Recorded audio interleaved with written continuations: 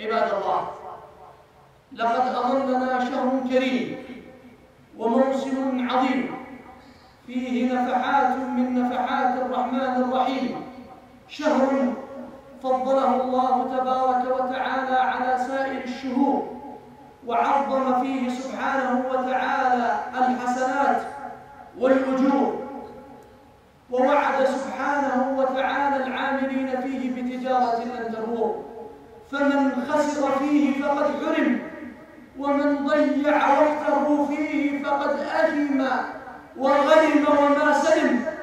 والناس فيه على صنفين اثنين وطائفتين اثنتين، صنف استقبله بالطاعات وتلقاه بأصناف الصالحات وتقرب فيه إلى رب العرش والبريات بمختلف القربات، وصنف آخر استقبل هذا الشهر العظيم بالأفلام والمسلسلات والمسرحيات وبالقوائم الطويلات بأصناف المأكولات، ثم يريد هذا أن يرتفع في الدرجات، فهيهات هيهات.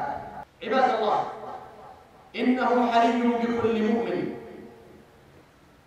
وعلى كل مسلم وموحد أنه يغتنم، لا أقول كل يوم من أيام رمضان، ولا أقول كل ساعة من ساعات رمضان، ولا أقول كل دقيقة من دقائق رمضان، بل أقول غير مبالغ، ينبغي لكل مسلم ومسلمة أن يستغل كل ثانية من ثواني رمضان. والناس أيها الإخوة منهم من عرف قدر هذا الشهر العظيم، فتراه في هذا الشهر تاليا للقرآن، تراه في هذا الشهر مواظبا على الصلوات، مجتهدا في العبادات، منفقا في سبيل الله سرا وعلانية. ترى أن هذا الشخص قد عرف مقدار رمضان فعمل فيه بما يرضي الملك الديان والرحيم الرحمن، فهذا والله أسعد الناس برمضان وأفضل الناس عملا برمضان، وهذا سوف يرضيه الله في الدنيا والآخرة، وهذا حري به أن يعتق من النار، وحري به أن يتعرض لرحمة الله الملك الجبار، وأن يكون في نعمة العزيز الغفار. يا عباد الله، أتظنون أن شغل أوقات المسلمين في رمضان بالمسلسلات الهابطات وبالأفلام الماجنات وبالمسرحيات التافهات وبغير ذلك من الترهات، أن شغل المسلمين بمثل هذه الأمور أنه محض صدفة، وأنه أمر لم يبيت بليل، وأنه أمر لم يعد له من سابق؟ لا والله، من ظن كذلك وأحسن ظنه بأولئك فإنما هو من قبيل إحسان الظن بالحية الرقطاء. لا ينبغي يا عباد الله أن يحسن الظن في أرباب الفضائيات والقنوات الماجنات التي تبث سمومها على المسلمين، والتي تبث في رمضان ما يستحي المسلم أن ينظر إليه في غير رمضان، فكيف في رمضان؟ يبثون أشياء ويعرضون أمور والله أنها تستفحش النظر إليها عين كل مؤمن، وتستقدر السماع إليها أذن كل موحد، لأن فيها من الآثام وفيها من الإجرام وفيها من الأمور التي تتنافى مع الأخلاقيات ومع الآداب الساميات قرآن رب السماوات وحثت عليها سنة نبي المعجزات بأبيه وأمي صلى الله عليه وسلم. إذا يسر الله سبحانه وتعالى لك صيام رمضان في هذا العام وقيامه، قد لا يعطيك الله سبحانه وتعالى هذه الفرصة في العام المقبل. قد يحول الموت بينك وبين أن يكون هناك رمضان آخر لك تزرع فيه من الحسنات وتبذر فيه من الأعمال الصالحات. الأعمار بيد الله، لا يدري أحدنا متى يموت، لا يعلم أحدنا متى تنقضي أيامه. فالإنسان متى ما علم أنه هالك لا محالة وميت لا شك وراحل لا ريب، أما ينبغي له أن يستغل هذه المنح الربانية التي منحها الله له. لماذا كثير من الناس يتخذ من رمضان فرصة للنوم وللكسل وللخمول وللسهر وللعب وللهو ولتضييع الأوقات؟ إنك تجعل لنفسك غاية لا بد من تحقيقها في رمضان. وما هي الغاية؟ الغاية أنك تخرج من رمضان وقد غفر الله ذنبك ورفع الله درجتك، ويخرج رمضان عنك وتنقضي أيامه وقد أعتق الله رقبتك من النار. هذه الغاية التي ينبغي أن تكون للمسلم، هذه الغاية التي ينبغي أن تكون لكل مؤمن. هذا هو الهدف الأسمى لرمضان، أن يخرج رمضان وقد تحقق التقوى في قلبك، وقد استزدت من الخير، وقد تزودت من التقوى. وتزودوا فإن خير الزاد التقوى. يقوي نفسه على الطاعات، يعاهد نفسه على أنه لا يعود إلى المعصية، لا يعود إلى الذنب، لا يعود إلى ما كان عليه قبل رمضان من الأفعال المنكرات والأعمال الشنيعات التي تغضب رب الأرض والسماوات. وإن تعجب أيها المسلم فعجب لأولئك الذين إذا دخل عليهم رمضان ففي نهاره نائمون وفي ليله للمسلسلات متابعون وعلى الأفلام عاكفون، وترى أن أوقاتهم كلها ضائعة، أوقاتهم كلها في ضياع وفي شتات.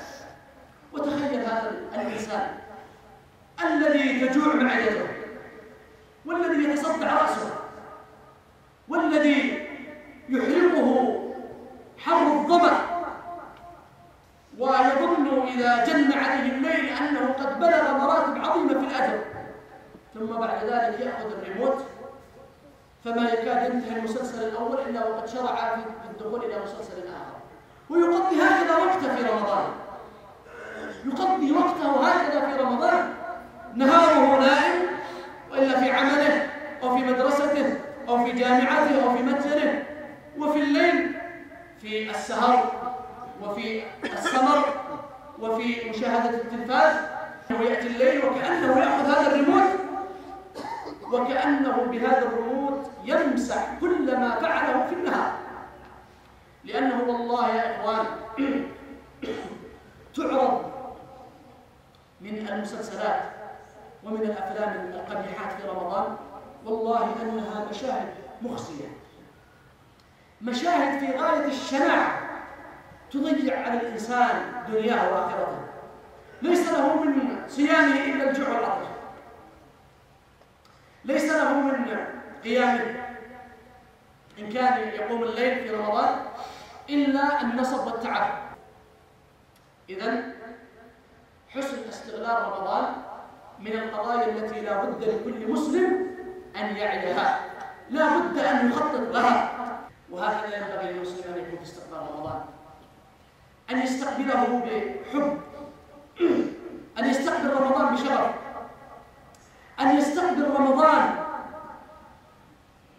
بأنه موسم للمغنم لا للمغرم ولا للتعب ولا للنصب، وإنما فرصة لتجديد إيمانك، لتجديد علاقتك مع ربك، لتجديد الروابط التي بينك وبين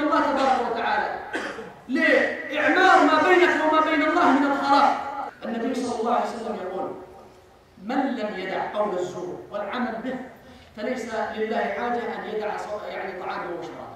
معنى ذلك أن الصوم يهذب النفوس، يربي الأرواح، يجعل الإنسان يشعر بمسؤوليته تجاه إخوانه، يجعل الإنسان يتحمل مسؤوليته تجاه الفقراء والمساكين والمحتاجين، ويحس بألم الجوع وهو يعتصر معدته، فيتبادر إلى ذهنه أولئك الذين في الصومال، أولئك الذين في السودان، أولئك الذين في نيجيريا، أولئك الذين في أثيوبيا، أولئك الذين في غير ما بلد من البلاد التي ابتلاها الله تبارك وتعالى بالفقر.